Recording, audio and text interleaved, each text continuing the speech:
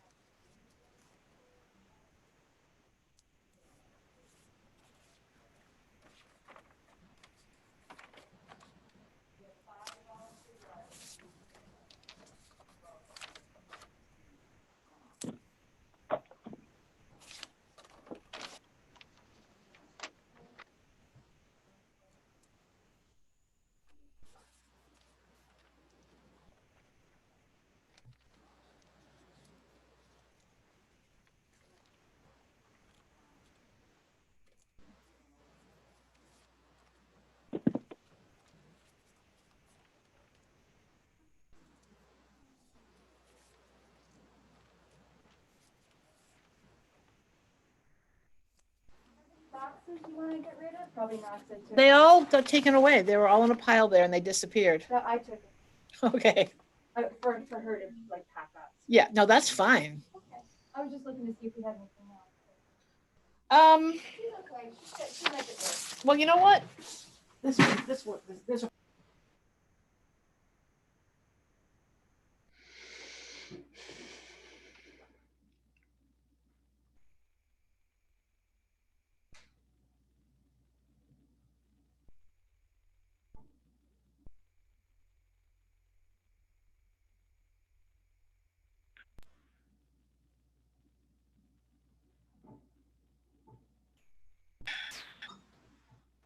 Good morning, everyone.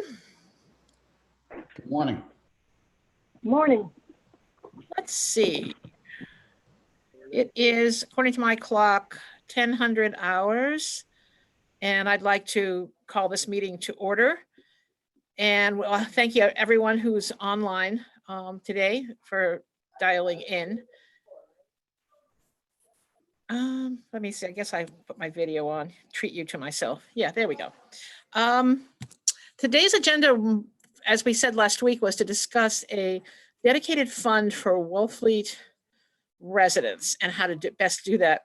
I have been in contact with Hadley Luddy from Homeless Prevention Council, and she is totally willing to have such a fund under their auspices. They have funds for Provincetown, Eastham, and Truro at this point that they administer, and they're creating one with the town of Orleans, and they already have a housing fund for the town of Wellfleet. And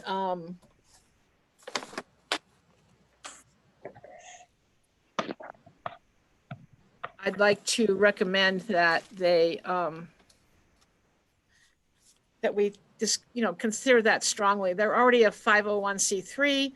All donations could be made directly to them, and then our responsibility would be to decide the parameters of what kind of aid can be given from that fund and who makes the decisions on that aid. Any thoughts?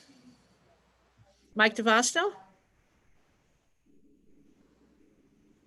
Hey, Courtney, can you unmute Mike? I got you. I got it. Okay. Hi. There you go. No, I mean that sounds like a reasonable thing to do. I've got a lot of ambient noise, and it had a lot of ambient noise in my background here, so I didn't hear all of what you said, but No, I was just saying that I would recommend definitely working with Homeless Prevention Council as the people who would hold the funds and do the pre-screening for the people that apply for funding from that lump sum. Right. Set parameters.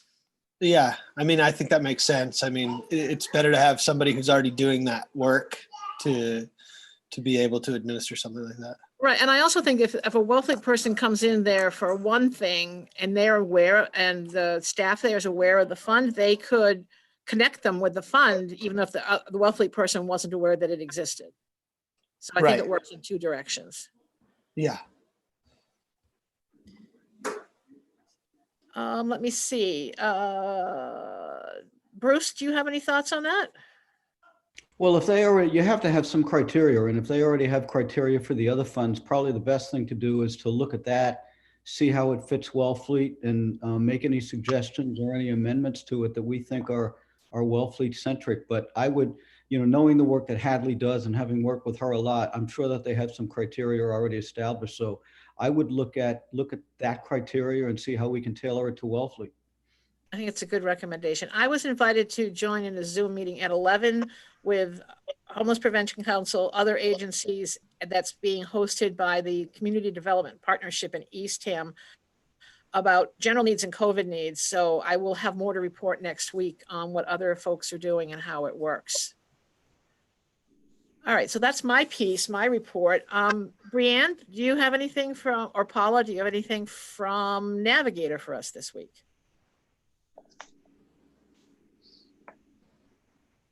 Not sure if Paula's on. No new updates. I know Chief Hurley and I were on a call yesterday talking about some support for first responders. So that's in the works. It looks like Paula's connecting now, so I'll see if she has anything to add. She's still connecting. So nothing new. I mean, Outer Cape Health is still open. All 3 sites are still open. We are still doing testing in Wellfleet and in Provincetown. Behavioral health is still available. Those are all telehealth visits. Our OBAT, our office-based addiction treatment, is still taking new patients if anyone is seeking substance use services. The Navigator program is still taking referrals, working remotely, but we are able to get some stuff dropped off to people's homes if they're not able to get out and about. Are you seeing a shift in the needs of the calls you're getting, or are they staying pretty much consistent with the past? I'd say it's pretty consistent with the past. I think it's just a new set of the population that's experiencing these issues, whether it's financial problems or stress or anxiety or job related issues. I think it's just a wider swath now of the same of what we were seeing. Paula, I don't know if you have anything to add about any updates. I think you covered it. Thank you. Okay. Hillary just briefly came on screen. We'll go back to her. Let me see who else is here. Mike Travato, do you have anything to report to the Needs Committee this morning? Nothing at this time. Okay, thank you. Sandy Galvin. Yes, the Wellfleet Food Pantry, our next food drive is going to be on Thursday, this coming Thursday on May 7th from 10 to 12. We have already ordered 3,000 pounds of food from Greater Boston Food Bank that'll be delivered on Monday. And then we're going to be supplementing that food from 2 local wholesalers. So the other good news is Janet Drohan from 2246 has given us so much meat and beef and pork and chicken that we didn't need to order meat from Greater Boston. The donation was just really well received. Our food availability seems to be good right now. We were wondering what Greater Boston would have to order to have us order, and it seemed to be pretty well substantiated. Everything, pretty much everything we needed was there, so that's a good thing. I don't know how long that will last. we're giving out 3 bags or boxes of food, frozen and fresh produce and dairy and meat and basics. So we're giving out a lot of food, but so far we have it, which is good. People have their choices, and we're trying to pretty much expand on our last drive-through, but people seem to be pretty happy with it. And the COA picks up food for people who are staying home. People also drive up and shop for their neighbors, and we encourage all this. It's really good. So it's, we also, our volunteers actually also call people if we know that they're not going to be able to drive, just to give them choices of what they actually need. So we're kind of in this, we're in this for the long run, and we'll be carrying out the drive-throughs as long as we need to. Thank That's you it very for me. much. Thanks, Sandy. Hillary Greenberg, do you have a report for us this morning? You need to unmute yourself. I don't really have a report. I think we're going to be putting out an advisory on masks locally. So I just want folks to know that we have them at my office to distribute. Folks are trickling in. I give away several a week, but if we can get the word out that they're available, I have some for children, some for adults. That would be great. Thank you. Any All special right. time, Hillary, that people should come to pick them up? I ask that they email me, because then I can package them up and make sure they're in safe sanitary packaging before I put them out the door, because I don't want people getting their grubby mitts on them. And Yeah, right. Okay. but I have Okay. plenty, so. Thank you. I picked up another dozen masks from the Nauset Regional High School fashion design people who are stitching them like crazy. And I've been distributing them to volunteers and to seniors who have called to express the fact that they can't find a mask and they want to go out and do a few things. So it's slow. And I think people with glasses suffer particularly from wearing masks, because I can either wear my mask or drive my truck successfully, not two at the same time. Perhaps just a we'll reminder, get used to it. you don't need to wear your mask in your car alone. I do see many people wearing them in their cars alone, and that is not a requirement. So, well, when I have a passenger, I tend to wear them if they're not from my household. Yes. That's all. Then the passengers puts their life in danger because I can't see.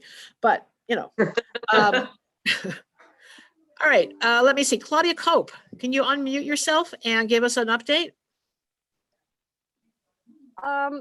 One thing I wanted to let everybody know, this came out this week, that there is a pandemic EBT card being that will be distributed to families who have qualified for free and reduced lunch. And it's $5.50 a day per child. So if you have 2 or 3 kids in the household, that's Monday through Friday. That money will be, you'll be receiving an EBT card that you can use in the grocery store like you would a credit card or SNAP benefits. If you are on SNAP already, then you should automatically qualify. I have been urging families to apply for free and reduced lunch, even though we're not in school, because it triggers access to other programs. And here's a perfect example. So if anybody is out there listening, you can submit a free and reduced lunch application for the school that you go to, whether it's Nauset or Provincetown or Truro Elementary. And you could find that application online, and in Nauset, you would send it to Janet Daly at the central office. Claudia? Yes. This is Courtney. We're having a question asked to please define EBT. EBT, it's a benefits transaction card, I think. I don't know exactly what it stands for, but it's sort of, it's like a debit card. And it's being called a PEBT, so a pandemic, I think it's emergency benefit transaction card, EBT. Maybe Paula knows better than I. And is it to be used in stores? Yes.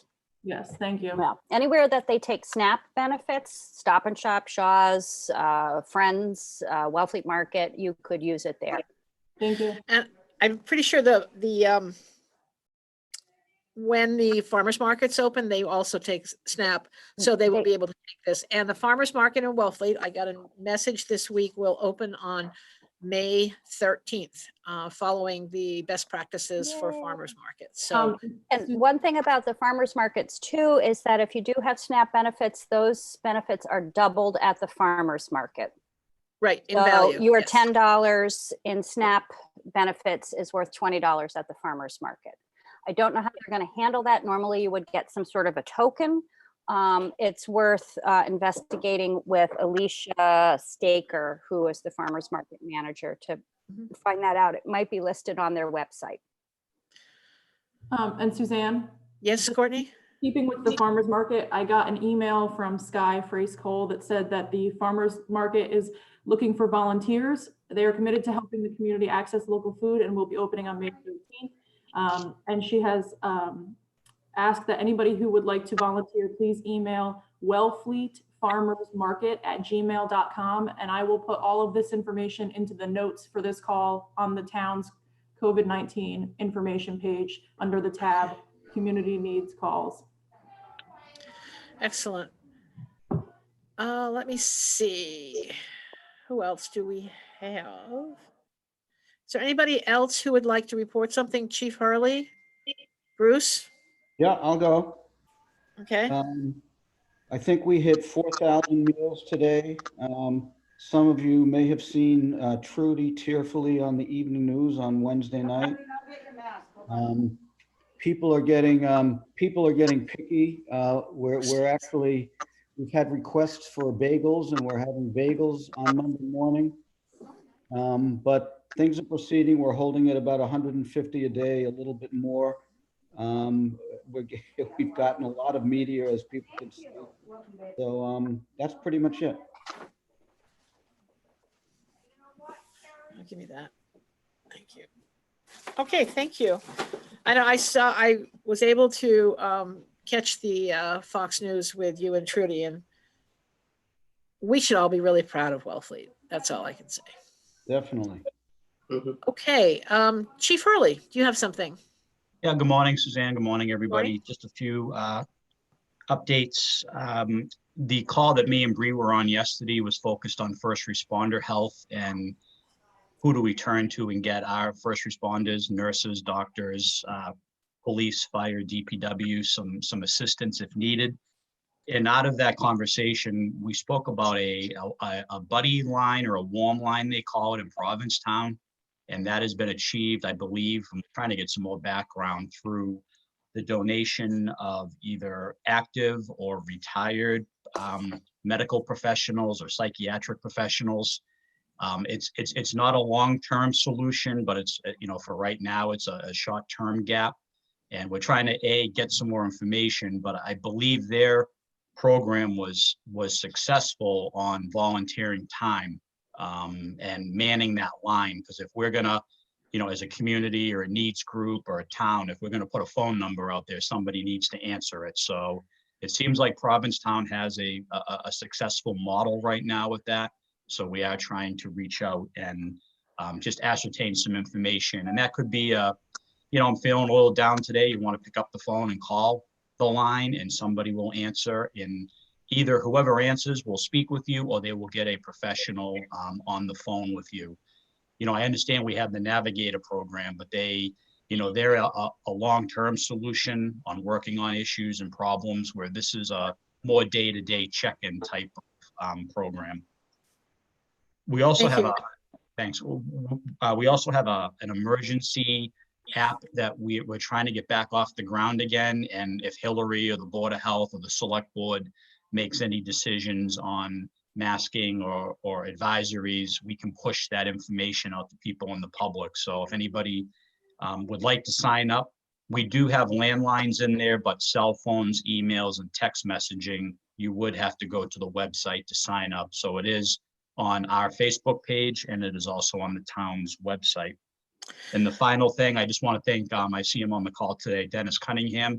We've been producing with his assistance, 1-minute quick videos to put out to the public. Last week's was mental health messaging, and this week is masks. So, we're just trying to little by little push out a 1-minute message to the community, and he's been very helpful because it takes a lot of time, which unfortunately staff doesn't have right now because we're focusing on day-to-day needs. So thank you, everybody. Stay safe, social distance, and wear your masks, please. Thank you, Chief. Does anyone else have a question or a concern they'd like to raise? I see there are people who are not part of our regular group. If you came on board today to find something out specific, I'll open it up to questions. Suzanne, I just have one thing to report, Sure. and that's SPAT had donated money to Lower Cape Outreach for shellfishermen. It's assistance that can be gotten for mortgage payments, bill payments, stuff like that, for shellfishermen from Wellfleet. So if anybody is a shellfisherman, they can access that funding by just contacting Lower Cape Outreach, and it's very minimal form. It's not means tested. It's just available for anyone who's in need. So I just wanted to say that and let Thank you. everyone- And that's Lower Cape Outreach in Orleans. Yep. I just have something. Yes, Janet. Just to piggyback on SPAT, Terry Frazier from the COA sent to SPAT, and Michelle shared it with the board. A beautiful picture of containers of fresh clam chowder, which she put a label on the top and said donated by SPAT for everyone. And it was just a very warm picture because it really illustrated the amount of shellfish that SPAT has bought from the shellfishing community and then donated to those that needed it. So, I mean, I think that it was a beautiful visual, and I thank her very much for doing that. Well, I think it's only fair when we got 600, as Mary Ann Lucas said, beautiful clams from John Wallace via SPAT the other day to make the clam chowder. It was really very nice. And when I came in on Wednesday, there were boot tracks down my hull and John Wallace's boot size. So I knew we were there. That's nice. That's nice. Nice. It's a community effort and I really appreciate it. Yes, it was. It made the board, and SPAT. It really fed us. So thank you. Thank Terry, Thank you. please. Helen, do you have something you'd like to contribute to the meeting? What is Helen doing there? Unmute yourself. Helen. Oh, sorry. I'm That's new background. Yeah, I'm sorry. I should go back to none. This isn't perfected. I have nothing to say. I just am here to listen. Okay, well, I have to tell you, your background makes you look like a Floridora girl, so I'm really impressed. No, I am a Floridora girl. Oh, there. Pardon We me. knew that. We knew that. Helen. We knew that. I have to figure out how to do this. All right. Well, I trust you. You'll work your way through it. Yeah, I may not. I may need a newer model of everything, and I may not do that. Anyway, thank you guys for all you do. Well, as Janet said, we're on our week 2 of delivering soup and salad to, this week it's 55 people. And we will continue to do that as long as it's indicated. And when we hear from the governor and the town makes decisions on how re-entry will happen, we will continue to do that until such time as we think people are who are older and have underlying conditions need to isolate. We will continue to serve the meals. I'm sure the numbers will drop as the time goes on, but we will continue to do that out of the senior center. And that is inclusive of the mustard seed candidates, right, Suzanne? Yep, mustard seed, reassurance, and like another third are people that we have here as clients and that Good. we called to see if they would be interested in getting it on Fridays. Excellent, excellent. Yep. And how is testing going in Wellfleet? May I ask that question? Is it Bree, do picking you up? have Any Matter Cape Health? stats on that? Testing? Testing. It's going fine. I mean, we're not, I Good. wouldn't say overwhelmed it in any means, but slow and steady. Slow and steady. Okay. Thank you. I just had to close my door. I have a question. Yes, Hilla? Yeah, to Brian Smith, however I say your name. Are the criteria for getting a test the same as they were in the beginning, or have they changed? That I would always call the office about to triage. I would say it's changing constantly. So I would call the office. I'm not quite sure yet if contact with a positive person and a symptom qualifies for testing yet. So I would call the office. And if the new anyone has a concern symptoms. or wants to be tested. And there were new symptoms identified for COVID. So I don't know those based on what the CDC had to say, if that's changed the criteria for testing. I don't think it's officially changed yet, but I would certainly call the office and I would let them know all the symptoms, any contact you've had, any travel history, and then they'll triage it from there, whether or not they think you need to be tested. Thank you. Yep. I have a question for Brianne too. Is there antibody testing available in Wellfleet yet? Wait, you're not doing antibody testing yet. Okay.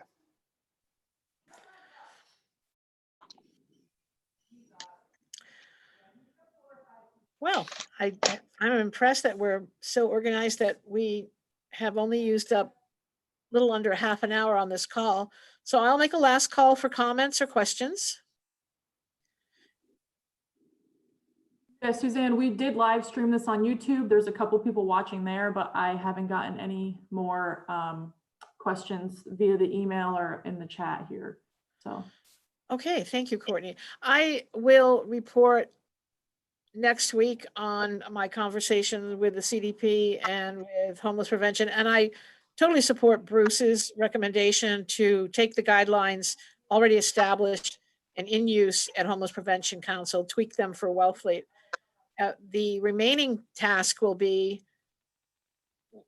creating a working group, some kind of committee to be the Wellfleet deciders.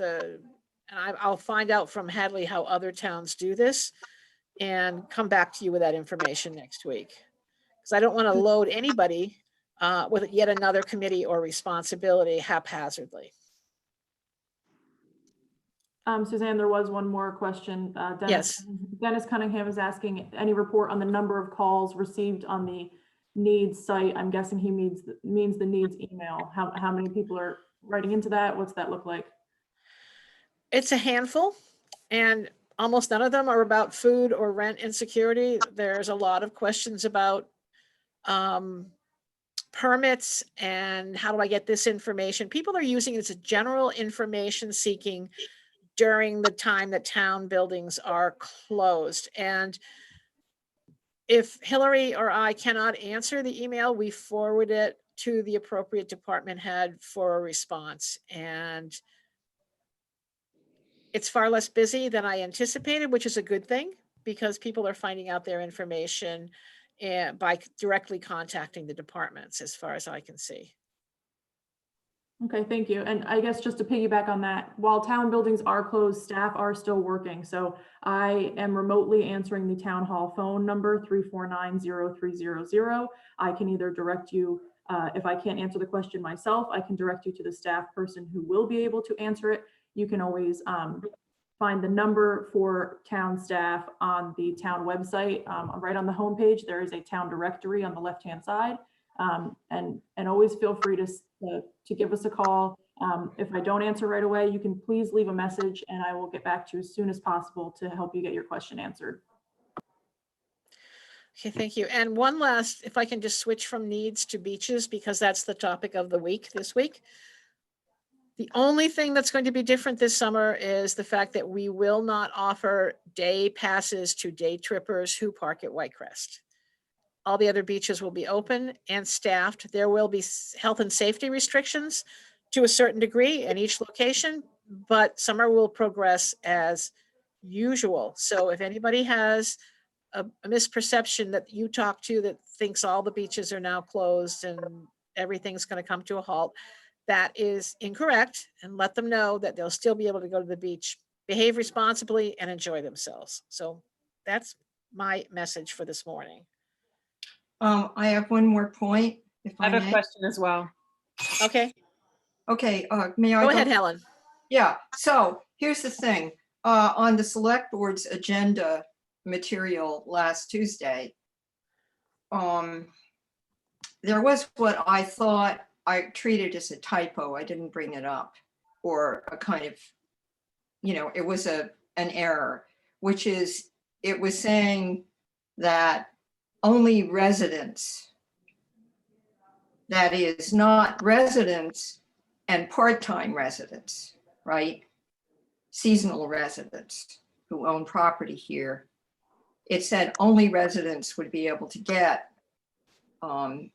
access to Whitecrest, access to the, the beach permits. And I just want to confirm that that was an oversight. In other words, our second homeowners who are tax-paying seasonal residents, they also can get beach permits like residents, right?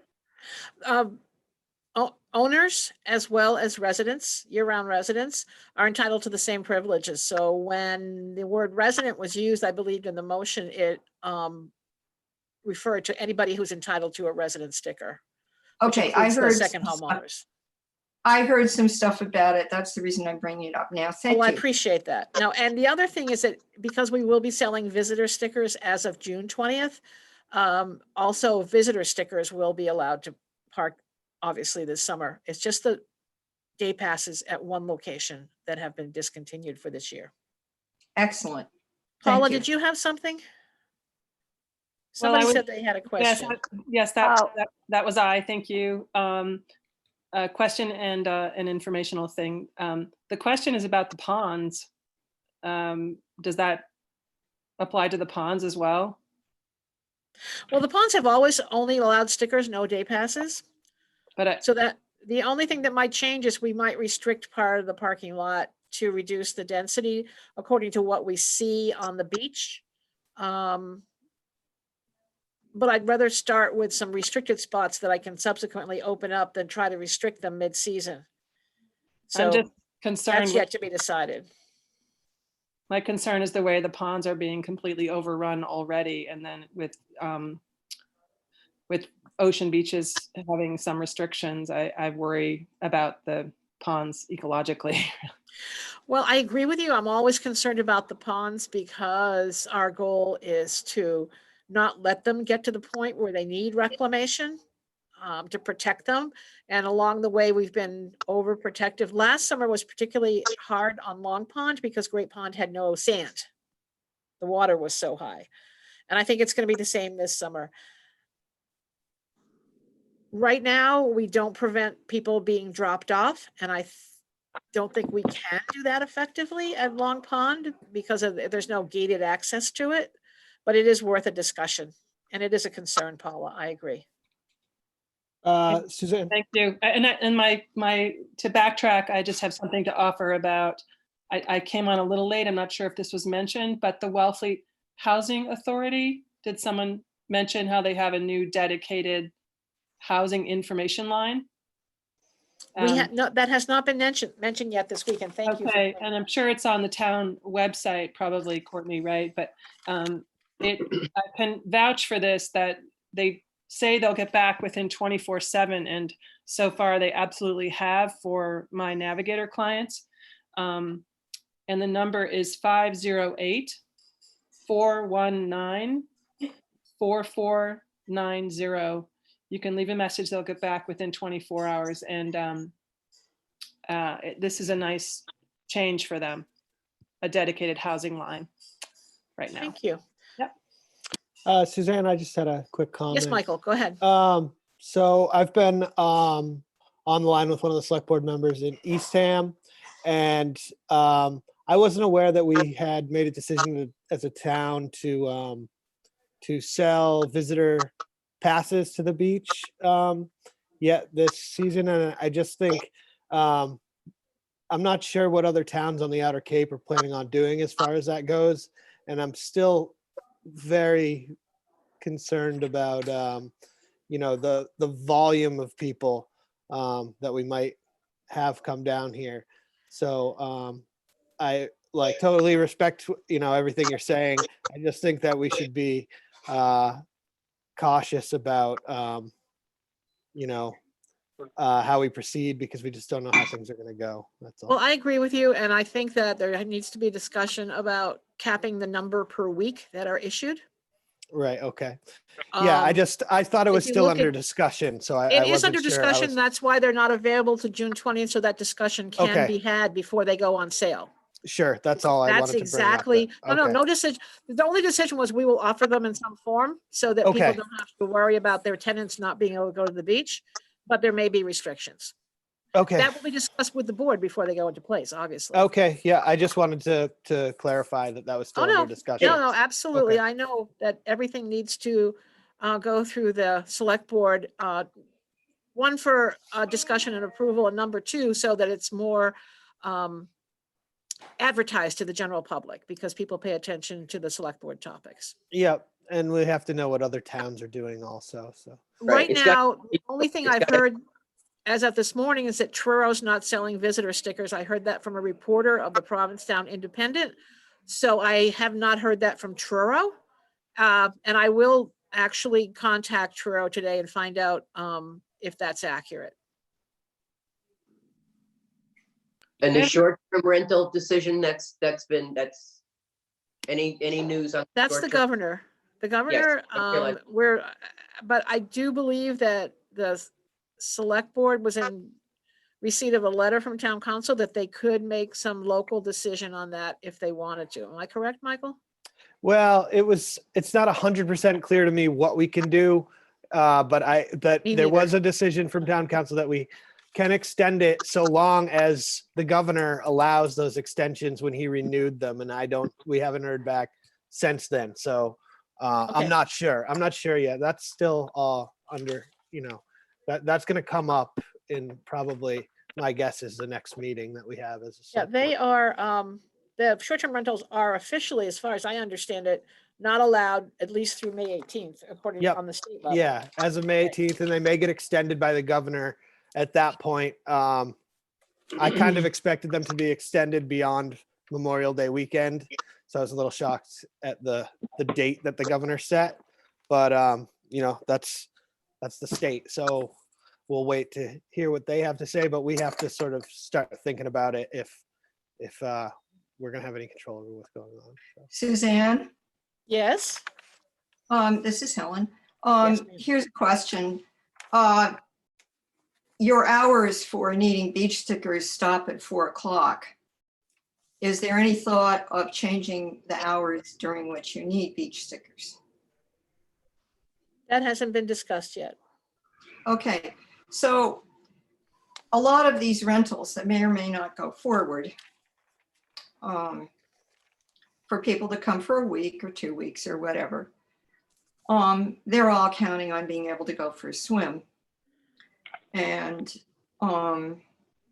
if they can't get a beach sticker, they'll be going before 9, and I think it's 9 o'clock here, right? And Yes. after 4, which is pretty much what I do. I go after 4 just because I Hey, have to work. Madsen. What? I'm sorry. Go ahead. Yeah. Oh, you were talking to a dog. No, a kid. No, that's not a dog, that's her son. Okay, sorry. Here's the point. You were talking to somebody else, not me. So I don't have to understand.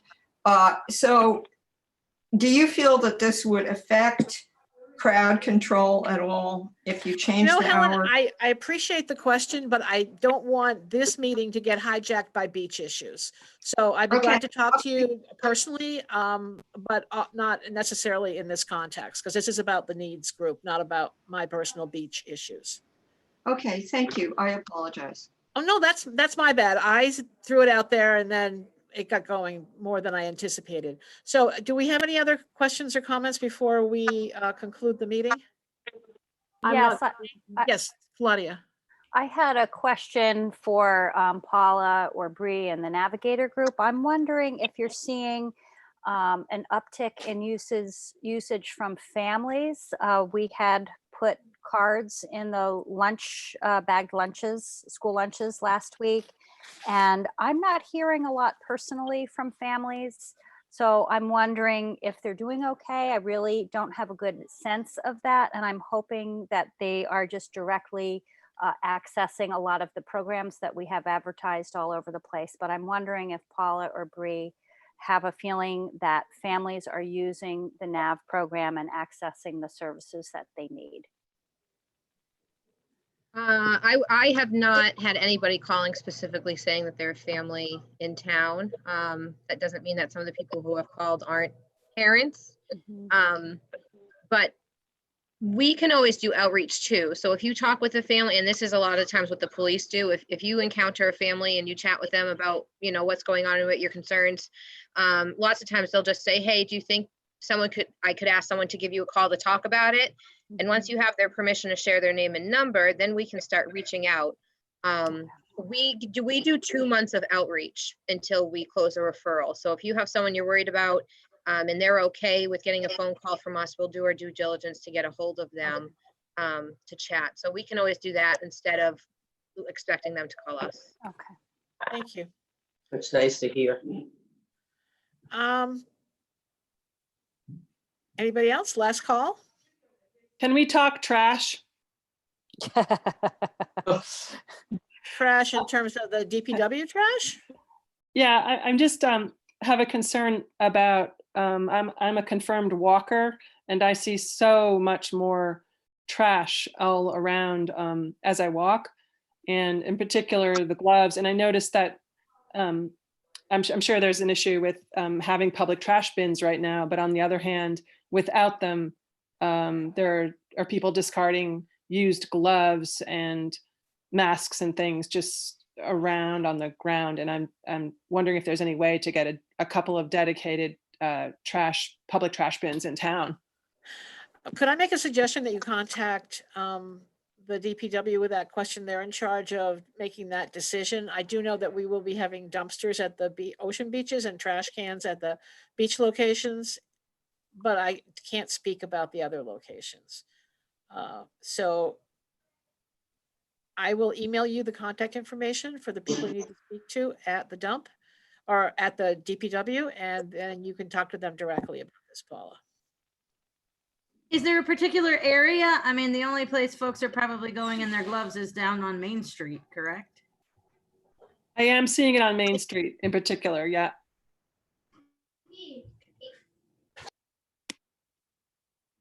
Well, all right.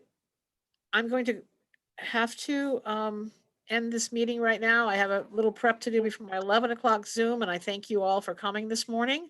Thank you. And we'll meet again next Friday at 10 with an update at that point of creating the fund. And I will try to get paperwork from Hadley and work with Courtney so we can share the screen and look at the parameters that have been established so that we can discuss how they fit Wellfleet and what needs to be added or amended for specific Wellfleet needs. So thank you all. Thank you. Thank you. Thank you. Thank you. Bye-bye. Thank you.